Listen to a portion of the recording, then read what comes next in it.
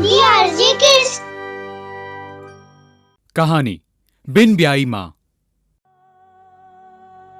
विजय, जो आज कलेक्टर था और संपन्न व सम्मानित जीवन जी रहा था, उसका बचपन अनाथ आश्रम में बीता था और उसे कलेक्टर के पद तक पहुंचने के लिए बहुत कड़ा संघर्ष करना पड़ा था।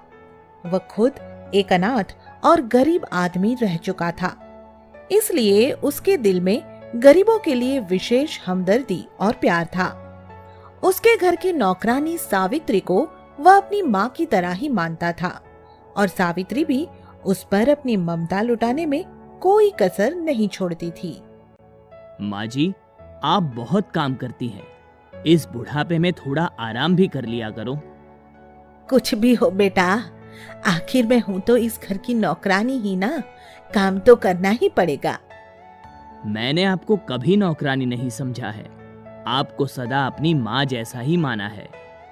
विजय की यह बात सुनकर सावित्री मन ही मन सोचती है, बेटा माँ जैसी ही तो मानता है ना, माँ तो नहीं मानता ना।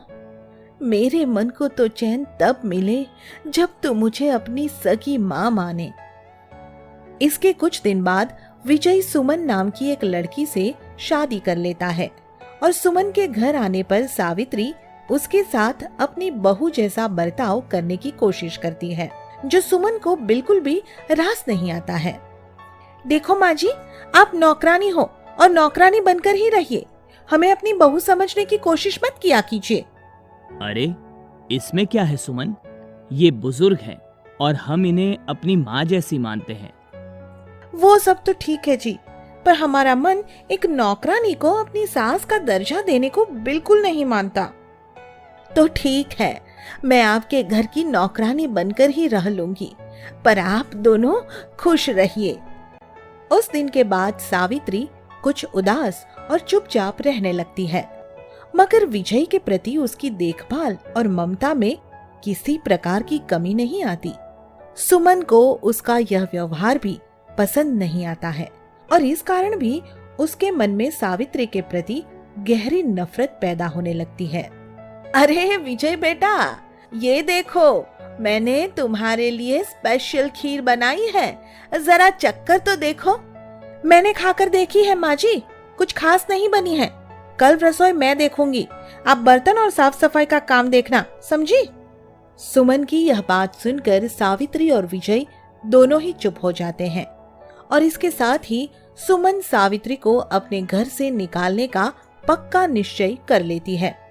तुझे तो मैं देख लूंगी बुढ़िया, कितने दिन और इनकी माँ बनने की कोशिश करती है। उस दिन के बाद सुमन उसे और अधिक परेशान करना शुरू कर देती है और फिर एक दिन सावित्री खुद ही उनका घर छोड़कर चली जाती है। मगर सावित्री घर छोड़ जाने पर भी विजय के मोह से छूट नहीं पाती।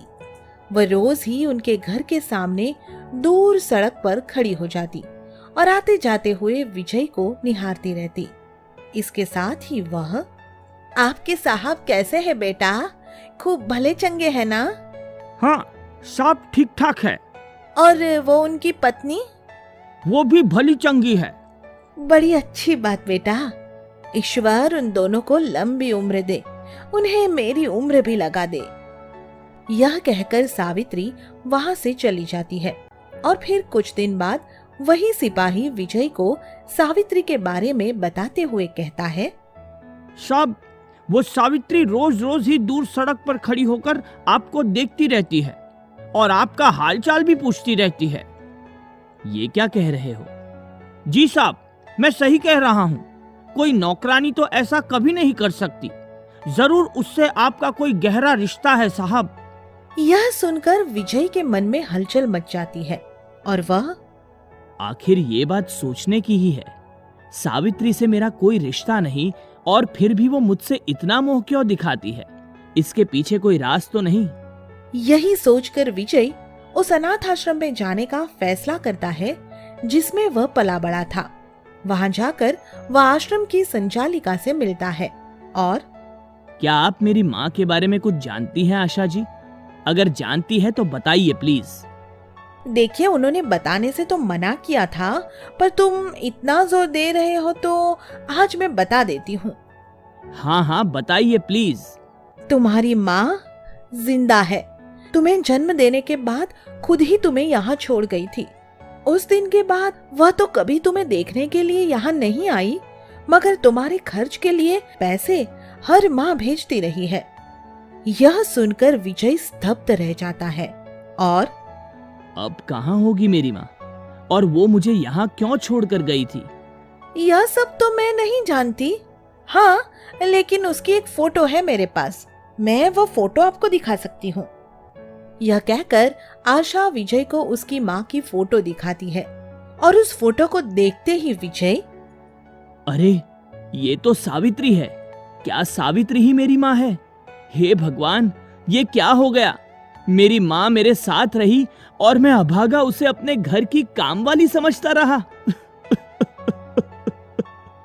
यह कहते कहते विजय रोने लगता है और फिर सावित्री की तलाश में निकल लेता है, मगर काफी जगह ढूंढने पर भी सावित्री उसे कहीं नहीं मिलती। हे भगवान, मुझे मेरी बिछड़ी हुई माँ से मिला दे। मैं अपनी माँ के लिए तड़प रहा हूँ।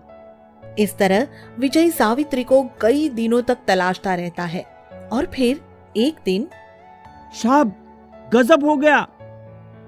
क्या गजब हो गया? आपके घर काम करने वाली वो काम वाली बुढ़िया एक सड़क दुर्घटना में गंभीर रूप से घायल हो गई है और किसी लावारिस की तरह सरकारी अस्पताल में पड़ी है। ये क्या कह रहे हो? मैं सच कह रहा हूँ साहब, बड़ी फूटी तकदीर है उस बेचारी बुढ़िया की।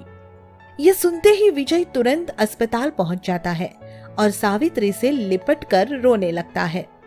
माँ, तुमने मेरे साथ ऐसा क्यों किया? मेरे पास रहकर भी मुझे सच क्यों नहीं बताया माँ? मैं मजबूर थी मेरे बच्चे। ऐसी क्या मजबूरी थी माँ, जो तुमने मुझे जन्म देते ही अपने से दूर कर दिया, और बाद में मेरे साथ रहकर भी मुझसे एक बार भी ये नहीं कहा कि मैं तेरी सगी माँ हूँ। विजय के बार बार यही सवाल करने पर सावित्री उसे सच बताने पर विवश हो जाती है और उसे बताती है, मैं बिन बिहाई माँ थी बेटा, इसलिए मुझे तुम्हें अपने कलेजे को टुकड़े को अपने से अलग करना पड़ा, और कोई चारा भी तो ना था मेरे लाल। पर तुम्हारे साथ ये सब कैसे हुआ माँ? तुम्हारे पिता की अचानक मौत हो जाने के कारण बेटा। उसके उपरांत सावित्री विजय को पूरी सच्चाई बता देती है और वह सावित्री को अपने घर ले आता है। सावित्री की सच्चाई जानने के बाद सुमन भी उससे माफी मांग लेती है और फिर सब मिलजुल कर खुशी खुशी रहने लगते हैं।